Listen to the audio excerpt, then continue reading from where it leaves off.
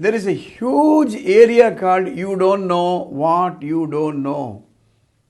You do not know what you do not know. அதாவது உங்களுக்கு என்ன தெரியாதுன்னு உங்களுக்கு தெரியாது. அதே போல தான் பல சட்ட நுணுக்கங்கள் உங்களுக்கு தெரியாது, அது தெரியாதுன்னு உங்களுக்கு தெரியாது, அதனால் மிஸ்டேக் பண்ணிக்கிறோம். அதனால் பி வெரி வெரி கேர்ஃபுல். வெயிலில் போகிற ஓனான மடியில் கட்டிக்கிட்டு கடிக்குதேன்னா அதே போல தான் சில நேரங்களில் நாம்ளாக போய் மாட்டிப்போம், பிரச்சனை இல்லை. இந்த டொமைன் நாலேஜ் ஒன்று இருக்குங்க. துறை சார்ந்த அனுபவம், துறை சார்ந்த அறிவு, திறமை, அவங்கள நம்ம யூஸ் பண்ணிக்கணும். ஃபார் எக்ஸாம்பிள் சிம்பிளாக ஒரு தலைவலி வருதுன்னா அதுக்கு நம்ம ஒரு குரோசினோ இந்த பேராசிட்டமலோ போட்டுக்கலாம், தப்பு இல்லை.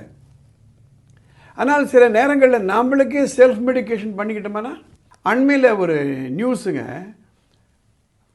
ஒருத்தர் யூடியூப்பை பார்த்து தனக்கு தானே ஆப்ரேஷன் பண்ணிட்டு போய் சேர்ந்தார். அவர் எதுக்கு யூடியூப்பை யூஸ் பண்ணிக்கணும், எதுக்கு நம்ம டாக்டர்கிட்ட போகணும்னு ஒரு பேசிக் நாலேஜ் வேணும். அதே போல் தான் சட்டத்துறையிலையும் சில விஷயங்கள் இப்படித்தான் போகணும்னு ஒரு ப்ரொசீஜர் உண்டு. நான் ஒரு சின்ன டே டு டே எக்ஸாம்பிள் சொல்கிறேன். ஒரு பதார்த்தத்தை சுட வைக்கணும் அப்படின்னா ஸ்டவ்வில் வைக்கணும். ஒரு பதார்த்தத்தை கூல் பண்ணணும்னா ஃப்ரிட்ஜில் வைக்கணும். ஒரு பதார்த்தத்தை சுட வைக்கணும்னுட்டு அதை ஃப்ரிட்ஜில் வச்சிங்களன்னா, இல்லை பதார்த்தத்தை சில்லுன்னு ஆக்கணும்ன்ட்டு அதை கொண்டு போய் ஸ்டவ்வில் வச்சிங்களான்னா, அப்படி யாரும் பண்ண மாட்டாங்க. ஒரு எக்ஸாம்பிளுக்காக சொல்கிறேன்.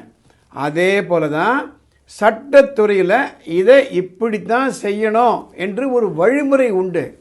அதில் மிஸ்டேக் பண்ணக்கூடாது. ஒரு உதாரணத்துக்கு, சில நாட்களுக்கு முன்னாடி ஒருத்தர் வராரு. அவர் ஒருத்தருக்கு 5 லட்சம் ரூபாய் கடன் கொடுத்துருக்காரு. அதுக்கு அவர் ஒரு எழுத்து மூலமாக ஒன்று வாங்கியிருக்கேன்னு காமிக்கிறாரு. அது நான் ஜுடிஷியல் ஸ்டாம்ப் பேப்பரில் அவங்களுக்குள்ள ஒரு அண்டர்ஸ்டாண்டிங். நான் உங்களுக்கு இவ்வளோ கொடுக்குறேன், நீங்கள் இதை செய்யணும் அப்படின்ற ஒரு அண்டர்ஸ்டாண்டிங். ஆனால் நெகோஷியபிள் இன்ஸ்ட்ருமெண்ட்ஸ் ஆக்ட் ஒன்று இருக்குங்க, பணப்பட்டுவாடா சம்மந்தப்பட்ட ஒரு சட்டம். அதில் இது போன்ற ஒரு மணி மேட்டர்ஸை அங்கீகரிக்கப்பட்ட ஒரு இன்ஸ்ட்ருமெண்ட் என்னென்னா ப்ராமிசரி நோட். அதுக்குன்னு ஒரு ஃபார்மெட் உண்டு, அதில் தான் எழுதணும். இந்த நான் ஜுடிஷியல் ஸ்டாம்ப் பேப்பரில் நீ என்ன தான் எழுதியிருந்தாலும் it is not equivalent to a promissory note. அதை அவர் புரிஞ்சுக்கிடலை. Yes, it is a acknowledgement of debt, அதை நம்ம போய் கோர்ட்டில் ப்ரூவ் பண்ணலாம், எல்லாம் கரெக்டு. ஆனால் அன்றைய தேதியிலேயே அவர் ஒரு ப்ராமிசரி நோட்டாக எழுதியிருக்கலாமா இல்லையா? எப்போ ஒரு நான் ஜுடிஷியல் ஸ்டாம்ப் பேப்பரில் அவர் எழுதி கொடுக்க தயாராக இருக்காரோ அது ஒரு ப்ராமிசரி நோட்டாக பண்ணியிருக்கலாம். சில நேரங்களில் எல்லாம் எனக்கு தெரியும் என்று நம்ம செய்திடறோம். அதே மாதிரி ரெண்டல் அக்ரிமெண்ட் எடுத்துக்கோங்க. இன்றைக்கி பார்த்தீங்கன்னா பல கேஸ்கள் வருது. ரெண்ட்டு கொடுத்த சார், அவர் ரெண்ட்டு சரியாக கொடுக்கல சார், காலி பண்ண மாட்டேன்றாங்க சார். அப்போது ரெண்ட்டு கொடுக்கும் பொழுதே ஒரு சட்ட வல்லுநரை பார்த்து நம்ம அழகாக ஒரு நல்ல ஒரு லீகலி என்ஃபோர்ஸபிள் அக்ரிமெண்ட் போட்டுக்கலாமா இல்லையா? எதற்காக இதெல்லாம் சொல்கிறேன்னா, சுமார் 50-60 ஆண்டுகளுக்கு முன்பு இருந்த சமுதாயம் வேறு, இப்போ இருக்கக்கூடிய சமுதாயம் வேறு. நாம் இப்போல்லாம் ரொம்ப ஜாக்கிரதையாக இருக்கணும்.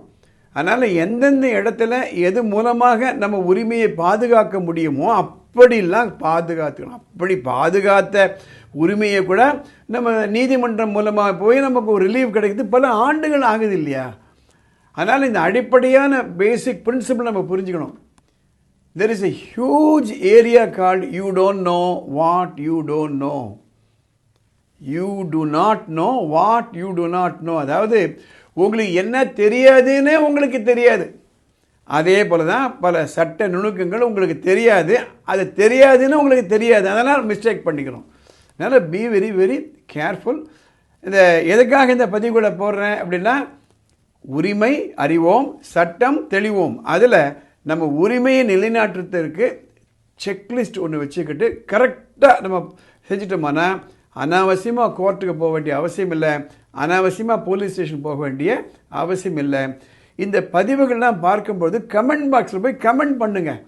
ஐ லைக் இட், இல்லை உங்களுக்கு மாறுபட்ட கருத்து இருக்கா அதை பதிவு பண்ணுங்கள். அப்படி செஞ்சிங்கன்னா இந்த பதிவு பல பேர்களுக்கு போய் சென்று அடையும். உங்களுக்கு சட்டம் பற்றியோ இல்லை படிப்பு பற்றியோ ஏதாவது குழப்பங்கள் இருந்ததானால் மேலே ஒரு வாட்ஸ்அப் நம்பர் போகுது. அந்த நம்பருக்கு ஒரு மெசேஜ், நார்மல் வாய்ஸ் மெசேஜோ அல்லது டெக்ஸ்ட் மெசேஜோ, டாக்குமெண்ட்னா அனுப்பாதீங்க, ஃபோன் பண்ணாதீங்க. அதை படித்து பார்த்துட்டு அடுத்த எபிசோடில் கவர் பண்ண முடியும். இந்த பதிவு உங்கள் நண்பர்களுக்கு பயனுள்ளதாக இருக்கும்னா அதை நீங்கள் லைக் பண்ணுங்கள், ஷேர் பண்ணுங்கள். அடுத்த எபிசோடில் சந்திப்போம்.